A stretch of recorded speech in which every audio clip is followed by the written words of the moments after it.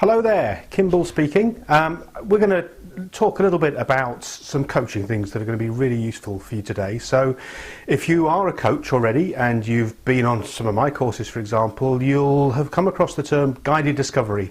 And it's probably a coaching style that you're familiar with, because we know that guided discovery is a way of ensuring that we get some real long-term learning with our students. It's a great way of getting information into people's long-term memories. So how does guided discovery work? A quick overview. Well, we have an outcome in mind as a coach. We know perhaps what the answer is, but our students don't. But rather than tell them the answer up front, what we do is we set them challenges and tasks, and we ask the students questions so that they can go away and discover the answer for themselves. So it's guided discovery. So they're discovering the answer, and our job as a coach is to guide them there. Now, a lot of people think, well, it's a cop-out. I don't feel like I'm doing anything as a coach. It's a lazy way of coaching. Well, actually, it's an incredibly effective way of coaching. And it's an incredibly skillful way of coaching as well, because the challenge for you as a coach is to set appropriate tasks and to ask the most appropriate questions to channel your student towards the answer that you have in mind for them, that you think is going to be most useful for them. And there's another step. Often when we're using guided discovery, the information that the students come back with isn't the information, the answers that they come back with isn't the information or the answers that we thought they were going to get. Because we've got our model in terms of what we think they're going to, the route they're going to go down, and unless we've been really, really good at setting appropriate tasks and questions, it could well be that the students come back with a different set of answers or a different set of observations. So I suppose the question is, well, what do we do with that? And I suppose that's the thrust of this little video that we're going to look at now. We're going to look at a strategy, a language strategy called utilization. So what's utilization? Well, in a step, it's, I suppose, making the most of the information that the students come back with. So whatever that information is that they come back with, whatever the answers that they do come back with, we utilize that information in a positive way so that we reach some positive outcomes. And what are those positive outcomes? Well, we can use it to ensure that the students continue to feel engaged, and also we can use it as feedback for ourselves, for our own coaching. So we both benefit. It's a win-win situation. So what do I mean by utilization? Well, let's give you an example. I was coaching somebody the other day, and we were in kayaks and we were looking at foot pressure. We were performing a particular maneuver. I think we were edging kayaks, and we were looking at just how do you edge a kayak? What do you do to edge the kayak?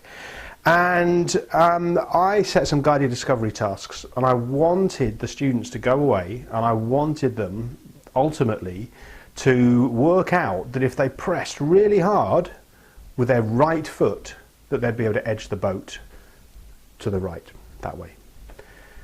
So that was my task. That was the task I set them.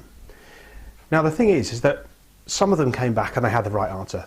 The answer that I thought in my model of kayaking. They thought, well, yeah, that's a great way of edging a boat. So they came back with an appropriate answer. But there was somebody who was actually a really good paddler, very experienced, and he came back and his answer was the left foot. So the question was, which foot do you press with in order to achieve this maneuver? And he came back and he said, my left foot. Now, we could have said, no, you're wrong. We could have said, go away and think again. We could have said all sorts of different things. But the problem with dismissing the information that he came back with is that it shows no respect for the actual experience that he was having. So his experience, which was completely valid to that paddler, was that it was the left foot that was doing the work. Now, in my model, I thought it'd be more useful for him to determine that the right foot would be more useful one to do the work with. So there was a mismatch there. So how many times can you think of? Maybe a time at school. I can certainly think of times when I was at school where the teacher would ask a question and we'd be sitting in the classroom and we'd all look around at each other thinking, who's going to answer this question? And it was one of those questions maybe that we weren't sure of the answer for. So tentatively somebody would sort of raise a hand and offer an answer. And the answer might be wrong, and the student would the teacher would just dismiss it and say, no, that's wrong. Somebody else? Who else knows what the answer is? And it might go around the class several times before somebody actually came up with the right answer. The thing is, we learn from situations like that. And I don't mean we learn what the right answer is, but actually we learn that if we put forward information based on our knowledge and our experience, if it's the wrong answer, we can be put down. We can learn that people want the correct information and will dismiss our experience out of hand if they think that it's wrong. And that's demoralising. So some people in class actually ended up not bothering to raise their hand at all because there was a fear of failure. There was a fear of, well, if I get the answer wrong, the teacher's going to put me down. There's going to be some sarcastic comment. I'm going to be made to feel stupid. Therefore, I'm not going to give the answer. Now, that's something we want to avoid, isn't it, as coaches with our students? We really want to engage our students and ensure that they feel motivated to continue to explore and to learn. So that's where utilisation comes in.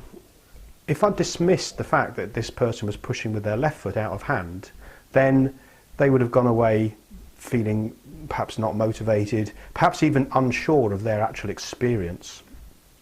So what's utilisation? Okay, well, here's what I did. I utilised the information he gave. So I said to him, okay, so you push with your left foot.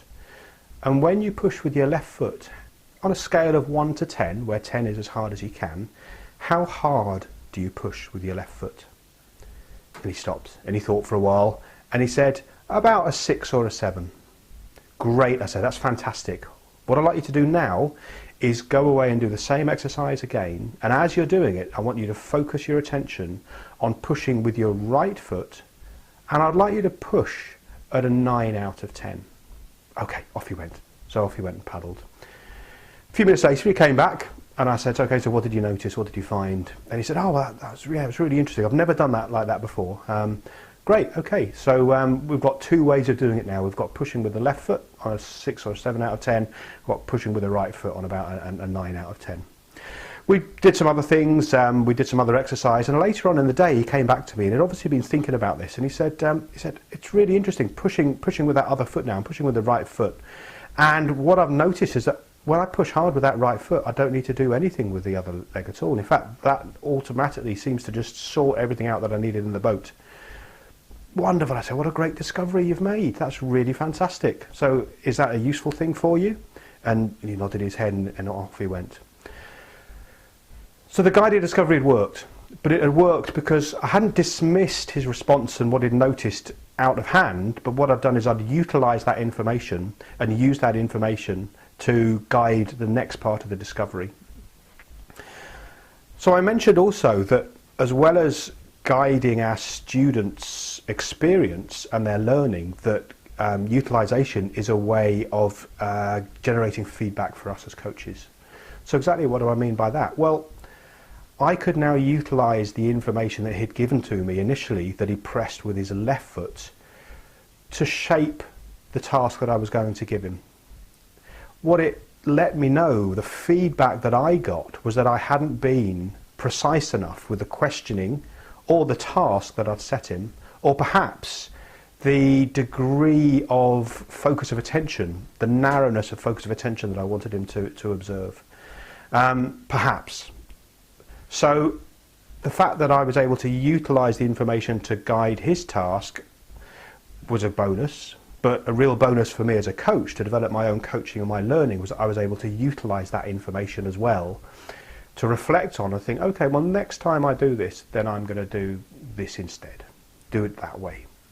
So I'm utilising that feedback for myself and using it as feedback on my coaching, allowing me to improve. Okay, so that's it, utilisation. If students come back to you and they don't give you the answer that you expected, or you haven't guided them yet to the place that you want them to be, then utilise that information. So whatever it is, search for a way of utilising it and reframing it and guiding their discovery on to something more useful for them. There's going to be more videos like this appearing on the website. If you've signed up, if you've put your email address and your name in the little box and hit the I'm in button, then you'll receive this information automatically. If you've just stumbled across this on the website, then feel free to put your information in there to make sure you don't miss out and that you get this stuff. It's really, really useful. This isn't the stuff that's delivered in all the coaching courses. This is a bonus. This is extra stuff just for you. So I'd really appreciate your comments and your feedback, and there's a space down here somewhere for you to do that. not only on the content, but especially on how well you get on when you put this stuff into action, put it into practice. This is all part of the art of coaching. There's a lot of information out there on the science of coaching, but this is about the soft skills, the art of coaching.